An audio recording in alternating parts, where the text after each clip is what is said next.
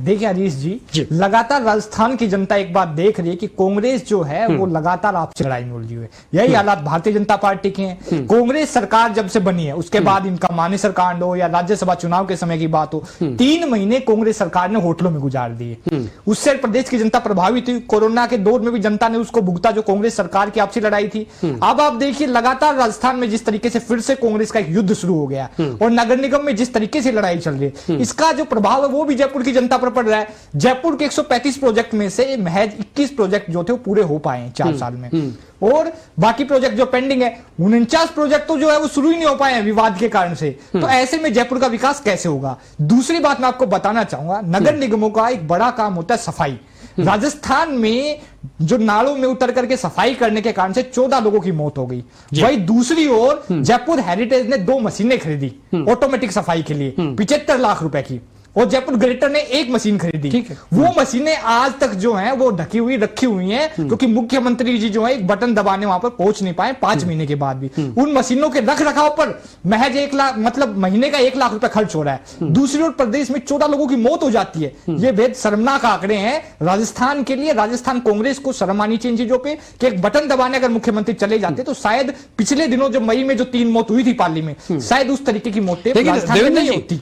आम आदमी पार्टी से प्रदेश की जनता भी उम्मीद करती है कि वो भी जनता के मुद्दे उठा के सड़क पे आए, बिल्कुल बात करे सरकार के खिलाफ। जो भी उसकी बात, मान लीजिए आप कह रहे हैं कि सरकार के राज में अपराध बढ़ रहे हैं, कांग्रेस के राज में आप कह रहे हैं कि भ्रष्टाचार बढ़ रहा है, तो वो उसके खिलाफ आवाज तो ना आपकी दिख रही ना बीजेपी की दिख रही। देखिए हरीश जी, मैं आपको इसका एक जवाब देना चाहूंगा। देखिए, जब हमारे यहाँ पे राजस्थान के एक विधायक के पुत्र ने का बलात्कार का मामला सामने आया था, आपको याद होगा, राजगढ़ लक्ष्मणगढ़ से जो कांग्रेस के विधायक हैं, वहां उस परिवार से मिलने के लिए हमारे प्रदेश प्रभारी विनय मिश्रा जी और हम सब पहुंचे थे। उसके बाद में सीएचए के छात्र जिन्होंने कोरोना में प्रदेश की जनता की सेवा की, उनको एक झटके में नौकरी से निकाल दिया गया। वो शहीद स्मारक पर प्रदर्शन करने पहुंचे। आम आदमी पार्टी सबसे पहले उनके पास पहुंची, उनके साथ खड़ी हुई, उनको खाना खिलाया, उनके जो सुविधाएं उनको चाहिए थी हमने दी। उसके बाद आप देखिए राजस्थान में पेपर लीक राजस्थान में एक बड़ी समस्या है। वो भारतीय जनता पार्टी के सरकार के राज में भी हुए, कांग्रेस के राज में भी हुए। भाजपा के राज में 9 बार हुए, कांग्रेस के राज में तो 19 बार हो गए हैं। और उस पेपर लीक के खिलाफ आम आदमी पार्टी ने सबसे पहले प्रदर्शन करके दिखाया। राजस्थान में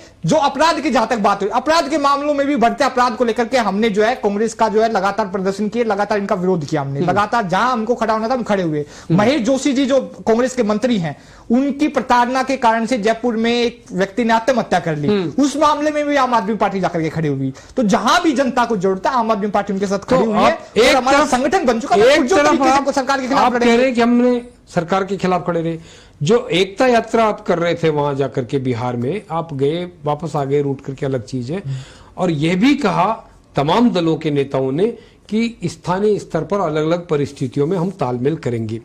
क्या आपको लगता है कि ऐसी परिस्थितियों में बीजेपी, कांग्रेस या कोई भी दल, उससे आप तालमेल की स्थिति में रहेंगे या फिर? देखिए अनीश जी, इस मामले में जो बिहार वाली बात है, देखिए ये सारे दल एकत्रित क्यों हुए थे? ये इसलिए एकत्रित हुए थे कि देश का लोकतंत्र खतरे में है। जो केंद्र की भाजपा सरकार है वो देश के लोकतंत्र की हत्या करने पर तुली हुई है। इसके खिलाफ हम एकजुट हुए थे। दिल्ली में एक अध्यादेश लाया जा रहा है जो दिल्ली की चुनी हुई जो सरकार है उसकी सारी शक्तियां खत्म कर देगा। वो शक्तियां जो दिल्ली सरकार को 8 साल की लड़ाई के बाद में सुप्रीम कोर्ट की संविधान पीठ ने दी थी, तो जब वो शक्तियां छीन ली जाएंगी तो दिल्ली की जनता के वोट का अधिकार नहीं रह जाएगा, दिल्ली में लोकतंत्र खत्म हो जाएगा। उसके खिलाफ हम लोग समर्थन मांग रहे हैं। उस मीटिंग में जितनी भी पार्टियां थी, कांग्रेस के अलावा सभी पार्टियों ने आम आदमी पार्टी का समर्थन किया इस मुद्दे पर। लेकिन उमर अब्दुल्ला का सवाल था, लेकिन उस अध्यादेश के खिलाफ में कांग्रेस जो है वो अब तक स्टैंड नहीं ले पा रही है। आप देखिए लोकतंत्र की हत्या के खिलाफ सब लोग एकजुट हो रहे हैं, वहीं पे जब दिल्ली में लोकतंत्र की हत्या की बात आती है